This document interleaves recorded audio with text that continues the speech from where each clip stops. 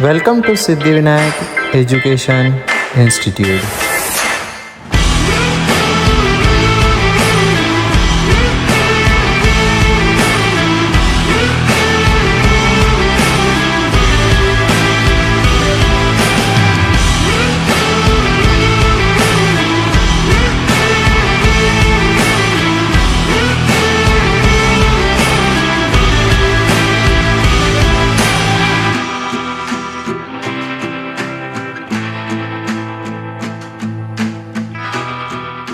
Good morning, good afternoon, good evening, जिस भी time आप वीडियो देख रहे हैं। मैं अदीब अंसारी स्टडिंग इन क्लास 11 अभी जेईई की प्रिपरेशन कर रहा हूँ और आज आपको फिजिक्स की ब्रांच काइनेमेटिक्स इसका एक टॉपिक प्रोजेक्टाइल मोशन इसके बेसिक्स एक्सप्लेन करने वाला हूँ। So let's begin. So let us consider कि हमारे पास एक प्रोजेक्टाइल है या फिर चीज़ों को सिंपल रखने के लिए हमारे पास एक बॉल है जिसे हमने कुछ वेलोसिटी u से हॉरिजॉन्टल के साथ एंगल थीटा बना के प्रोजेक्ट किया। अब मोस्ट ऑफ द लोगों को पता होगा कि ये स्ट्रेट लाइन में न जाते हुए एक कर्व पाथ फॉलो करेगा, क्योंकि जैसे जैसे बॉल ऊपर जाएगा अर्थ की ग्रेविटी उसे उसकी तरफ अट्रैक्ट करती रहेगी। तो अगर आपने वेक्टर के बेसिक्स पढ़े होंगे तो आपको आता होगा कि हम इस इनिशियल वेलोसिटी का एक्स डायरेक्शन में और वाई डायरेक्शन में कंपोनेंट ले सकते हैं, और अगर नहीं पढ़ा होगा तो सिंपल ट्रिग्नोमेट्री से हम इसका रिजोल्यूशन कर सकते हैं। तो ये है हमारा इनिशियल वेलोसिटी वेक्टर जो कि हॉरिजॉन्टल के साथ एंगल थीटा बना रहे हैं। अब अगर हम इस लाइन को कंसीडर करें तो ये एक राइट एंगल ट्रायंगल होगा और इस हिसाब से cos थीटा की वैल्यू आ जाएगी, ये होगा हमारा initial velocity in x direction और ये होगा initial velocity in y direction, और इसी को हम वेक्टर रिजोल्यूशन भी बोलते हैं। तो एक्स डायरेक्शन में जो वेलोसिटी आएगी वो होगी कि एक्स डायरेक्शन में पार्टिकल कितनी स्पीड से मूव कर रहा है, और वाई डायरेक्शन में जो आएगी मतलब पार्टिकल कितनी स्पीड से ऊपर की तरफ जा रहा है। तो cos थीटा की वैल्यू हो जाएगी एडजेसेंट साइड अपॉन हाइपोटेनस जो कि हो जाएगी u वेक्टर, और sin थीटा की वैल्यू आ जाएगी ऑपोजिट साइड यानी uy अपॉन हाइपोटेनस u। तो यहाँ से हमें इनिशियल वेलोसिटी एक्स डायरेक्शन की वैल्यू मिल जाएगी u cos थीटा, और इनिशियल वेलोसिटी वाई डायरेक्शन मिल जाएगी u sin थीटा। अब ये जो वैल्यूज आई है इनको हम किसी दूसरी जगह नोट करके रख लेते हैं क्योंकि ये काम आएंगे। तो इधर लिख लेते हैं ux is equal to u cos theta और uy is equal to u sin theta. एक और बार ux जो है वो हमारी initial velocity in x direction है और uy जो है वो हमारी initial velocity in y direction है, u cos थीटा और u sin थीटा। अब अगर हम इसके वेलोसिटी पे थोड़ा ध्यान दें तो जैसे जैसे पार्टिकल ऊपर की तरफ जा रहा है इसकी जो वेलोसिटी ग्रेविटी तो हमेशा नीचे की डायरेक्शन में लगती है, तो जैसे जैसे पार्टिकल ऊपर जा रहा है वैसे वैसे इसकी वाई डायरेक्शन की जो वेलोसिटी है वो धीरे धीरे डिक्रीज हो रही है, और एक पॉइंट आ रहा है जहाँ पे उसकी वाई डायरेक्शन की वेलोसिटी जीरो हो जा रही है। मतलब ये वो पॉइंट है जहाँ पे पार्टिकल ऊपर जाना बंद कर दे रहा है, और इस पॉइंट पे इसकी वेलोसिटी जीरो हो गई, वाई डायरेक्शन की वेलोसिटी जीरो हो गई, बट इसकी जो एक्स डायरेक्शन की वेलोसिटी है वो स्टिल अभी भी कांस्टेंट ही रहेगी। सॉरी मैंने डायरेक्शन गलत दे दिया, ये ऊपर की तरफ आना चाहिए क्योंकि पार्टिकल अभी भी ऊपर की तरफ ही जा रहा है। इसकी x डायरेक्शन की वेलोसिटी अभी भी कांस्टेंट u cos थीटा ही रहेगी, क्योंकि x डायरेक्शन की वेलोसिटी को अपोज करने के लिए किसी भी तरह का डिसलेरेशन नहीं है। अब इसमें एक बात हमें ध्यान में रखनी है कि हम एयर रेजिस्टेंस को इसमें इग्नोर कर रहे हैं, क्योंकि एयर रेजिस्टेंस को हम अगर अकाउंट में लेते हैं तो उसका एक अलग सा फ्रिक्शन लग जाएगा और हमें u cos थीटा ये कांस्टेंट नहीं रहेगा।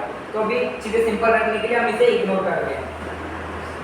तो ये हो गई, और फिर जैसे ही वो इस टॉप मोस्ट पॉइंट को क्रॉस करेगा उस पार्टिकल की वेलोसिटी धीरे धीरे डिक्रीज होने लग जाएगी, और उसके डिक्रीमेंट का रेट हमेशा g ही रहेगा क्योंकि अर्थ की ग्रेविटी हमेशा g ही रहती है। अब अगर हम इसमें एक और चीज़ को एक और चीज़ पे ध्यान दें, तो पार्टिकल y डायरेक्शन में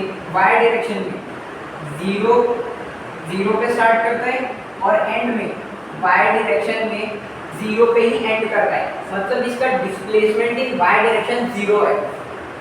तो न्यूटन की सेकेंड काइनेमेटिकल इक्वेशन का अगर हम यूज करें, S is equal to u t plus half a t square only in y direction में, ओनली इन y डायरेक्शन में इसका यूज करें तो हो सकता है हमें कुछ यूजफुल चीज मिल जाए। तो चलिए यूज करके देखते हैं। S y is equal to, अब हम y डायरेक्शन की बात कर रहे हैं तो हमें हर चीज का y डायरेक्शन ही कंसीडर करना पड़ेगा। तो displacement in y direction is equal to velocity in y direction multiply by time plus half multiplied by gravity, actually gravity acceleration in y direction gravity है, मल्टीप्लाई बाय टाइम का square, time to x direction y direction में same ही रहेगा इसलिए हम उसको t consider करते हैं। तो एस वाई हमारा इस ऑब्जर्वेशन से जीरो आया था, तो zero is equal to U I की वैल्यू हमने निकाले थे U sine theta multiplied by time.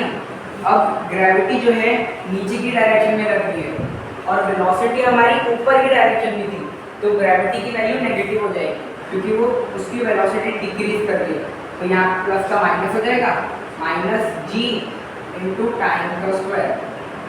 अब यहाँ से टाइम मतलब कॉमन निकाल सकते हैं हम, टी कॉमन आ गया, ये हो जाएगा U sine theta minus half जी,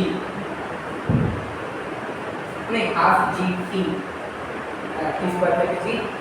अब देखिए दो टर्म्स आपस में मल्टीप्लाई में, तो इसका जो प्रोडक्ट आएगा वो जीरो तभी आएगा जब या तो टी जीरो हो जाए या फिर ये वाला ब्रैकेट जीरो हो जाए। अब t तो ऑब्वियसली जीरो है तो वैसे ही वेलोसिटी जीरो हो जाएगी, तो इस चीज को कंसीडर करके इतना कोई यूजफुल रिजल्ट हमारे पास नहीं आएगा। पर इस चीज से हम टाइम की वेलोसिटी निकाल सकते हैं। तो यहाँ से u साइन थीटा उधर चला जाएगा तो ये हो जाएगा minus half ji t is equal to minus u sine theta, दोनों साइड से माइनस माइनस कैंसिल हो जाएगा और ये हाफ जी को अगर हम इधर लेके जाए तो ये हो जाएगा time is equal to 2u sine theta upon G. ये आ गया हमारा टाइम ऑफ फ्लाइट, ये होता है फॉर्मूला टाइम ऑफ फ्लाइट का। मतलब पार्टिकल को टोटल कितना टाइम लगा अपनी इनिशियल पॉइंट से स्टार्ट होकर अपने एंड पॉइंट तक पहुंचने में। इसको भी एक जगह पे नोट करके रख लेते हैं, ये भी आगे हमारे काम आएगा।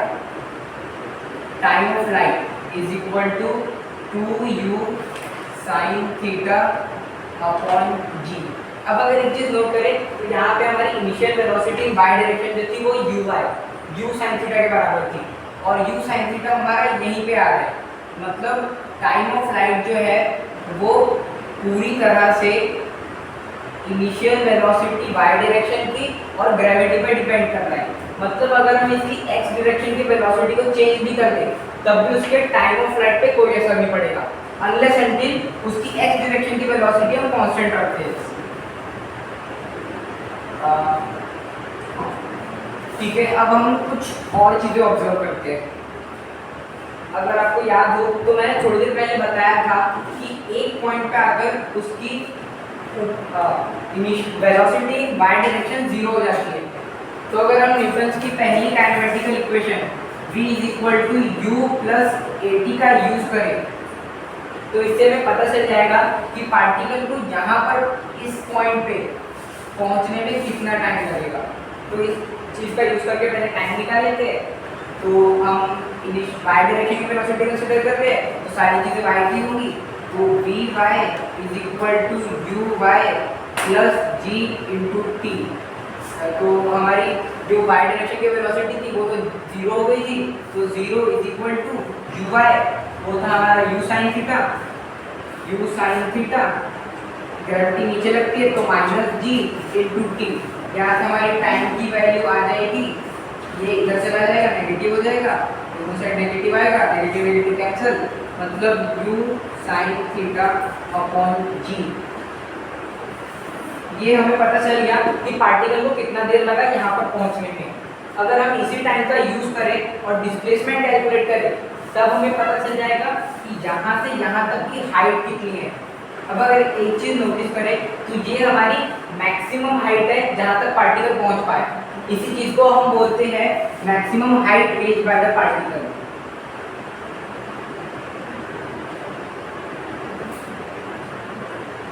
तो न्यूटन की सेकंड इक्वेशन का यूज करके टाइम की वैल्यू जो हमने निकाले थे वो पुट करके हम मैक्सिमम हाइट की वैल्यू निकाले थे।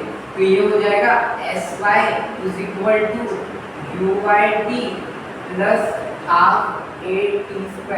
अभी एक्सेलरेशन भी वाई डायरेक्शन का ही होना चाहिए क्योंकि हम वाई डायरेक्शन की बात कर रहे हैं।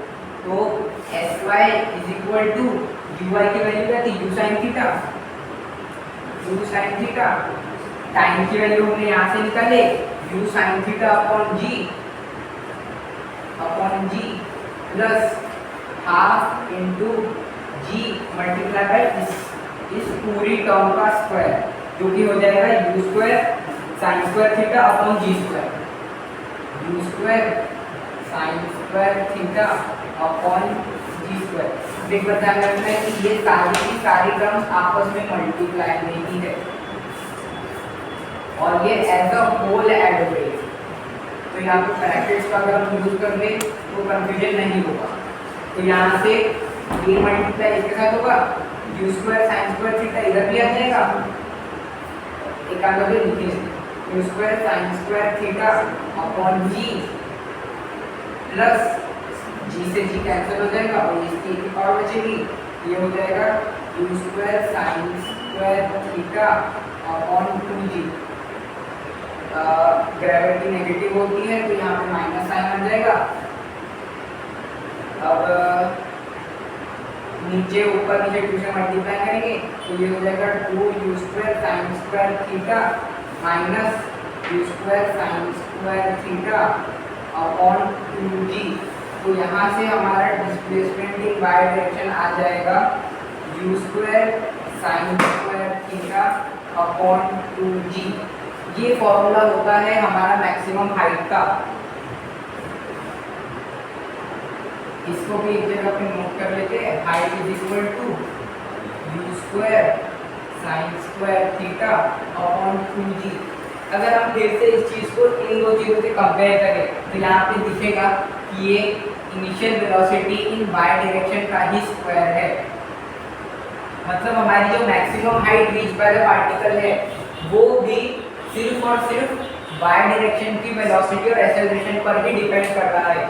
मतलब अगर हम इनिशियल मतलब एक्स डायरेक्शन की वेलोसिटी को चेंज भी कर दें तब भी maximum height reach by the particle इस चीज़ पे कोई असर नहीं पड़ेगा। अब अगर हम कैलकुलेट करना चाहें कि पार्टिकल ने एक्स डायरेक्शन में कितना डिस्प्लेसमेंट ट्रैवल किया तो उसका सिंपल हम देखिए एक चीज़ नोटिस करना है। पहले बताया था मैंने आपको कि एक्स डायरेक्शन की जो वेलोसिटी है वो कांस्टेंट रहती है। तो इसका डिस्प्लेसमेंट हम simply velocity x direction multiply by time कर दें तो सिंपल हमें एक्स डायरेक्शन का डिस्प्लेसमेंट मिल जाएगा। क्योंकि एक्स डायरेक्शन में कोई एक्सेलरेशन तो है ही तो हम simple speed multiply by time करके निकाल सकते हैं। तो u इसका हमारा u cos थीटा और टाइम कौन सा टाइम ऑफ लाइट मतलब टोटल कितना टाइम ट्रेवल किया हमारे पार्टिकल ने वो निकाले थे हमने 2u sin theta upon g। 2u sin theta upon g is equal to displacement in x direction. तो यहाँ से वो वैल्यू आ जाएगी 2u square sin theta cos theta upon g। इसी डिस्प्लेसमेंट इन एक्स डायरेक्शन को हम नाम देते हैं रेंज का। यानी पार्टिकल की रेंज का फॉर्मूला होता है 2u square sine theta cos theta upon g। अगर आपने थोड़ी बहुत ट्रिग्नोमेट्री पढ़ी हो तो आपको ये चीज़ को सिंप्लीफाई करना आता होगा कि 2 sine theta cos theta is equal to sine 2 theta. तो इसका यूज करके हम इसको लिख सकते हैं u square sign 2 theta upon g। तो ये आ गए हमारे सारे फॉर्मूले। अब ये तो हमारे फॉर्मूले आ गए हाइट के और रेंज के। अगर हमें पर्टिकुलर एंगल और पर्टिकुलर गिवन वेलोसिटी से ही पार्टिकल को प्रोजेक्ट करते हैं, पर अगर हमारे पास ऐसी कुछ कंडीशन आ जाए कि हमारी वेलोसिटी जो है वो कांस्टेंट है, पर हमें ऐसे एंगल प्रोजेक्ट करना है कि हमारी हाइट जो हो वो मैक्सिमम आ जाए या फिर रेंज जो है वो मैक्सिमम आ जाए, तब ऐसी कंडीशन में हमको कौन से एंगल में पार्टिकल को प्रोजेक्ट करना चाहिए, उस चीज़ को थोड़ा देख लेते हैं। तो जैसे कि हमारा हाइट का फॉर्मूला था u square sine square theta upon 2g। यहाँ पे हमारी वेलोसिटी तो कांस्टेंट हो जाएगी और ग्रेविटी तो हमेशा ही कांस्टेंट रहती है। तो जो जिस चीज़ को हम वेरी कर सकते हैं वो है हमारी साइन स्क्वायर थीटा की वैल्यू। अब थोड़ी बहुत आपने ट्रिग्नोमेट्री पढ़ी होगी तो आपको पता होगा कि साइन थीटा की जो रेंज आती है वो आती है -1 से 1 तक। तो इस हिसाब से साइन स्क्वायर थीटा की रेंज आ जाएगी 0 से 1, क्योंकि नेगेटिव नंबर का स्क्वायर पॉजिटिव ही होता है, इसलिए उसको तो इग्नोर कर दिया गया। तो हाइट की मैक्सिमम वैल्यू तब होगी जब साइन स्क्वायर थीटा की वैल्यू 1 होगी, और साइन स्क्वायर थीटा की वैल्यू 1 तब होती है जब थीटा की वैल्यू 90 डिग्री हो। थीटा की इस वैल्यू पे साइन स्क्वायर थीटा की वैल्यू 1 होती है। मतलब अगर हम पार्टिकल को डायरेक्टली अपवर्ड डायरेक्शन में फेंकें या प्रोजेक्ट करें तभी हमें मैक्सिमम हाइट मिलेगी। तो उस हिसाब से फॉर्मूला हमारा बन जाता है u स्क्वायर अपॉन 2g, क्योंकि साइन स्क्वायर थीटा की वैल्यू 1 ही आ जाती है तो वो इग्नोर हो जाता है। तो अगर हमें किसी भी प्रोजेक्टाइल को मैक्सिमम हाइट तक पहुंचाना है तो उसे डायरेक्टली हमें अपवर्ड डायरेक्शन में प्रोजेक्ट करना होगा। अब भाई अगर मैक्सिमम रेंज की हम बात करें तो उसका भी सिंपल इसी फॉर्मूले का यूज करके निकाला जा सकता है, जिसका जैसे रेंज का फॉर्मूला हमारा है u square sign 2 theta upon g, u square sign 2 theta upon g। यहाँ पे भी वही सेम चीज़ लगेगी, जब साइन थीटा की वैल्यू मैक्सिमम होगी तब रेंज भी मैक्सिमम होगी, और साइन थीटा हो या साइन 2 थीटा हो उसकी रेंज हमेशा -1 से बनी रहती है। तो इसकी देखिए अब एक चीज़ यहाँ पे नोट करने वाली है, क्योंकि पिछली कंडीशन में हमारे थीटा की वैल्यू 90 आई थी।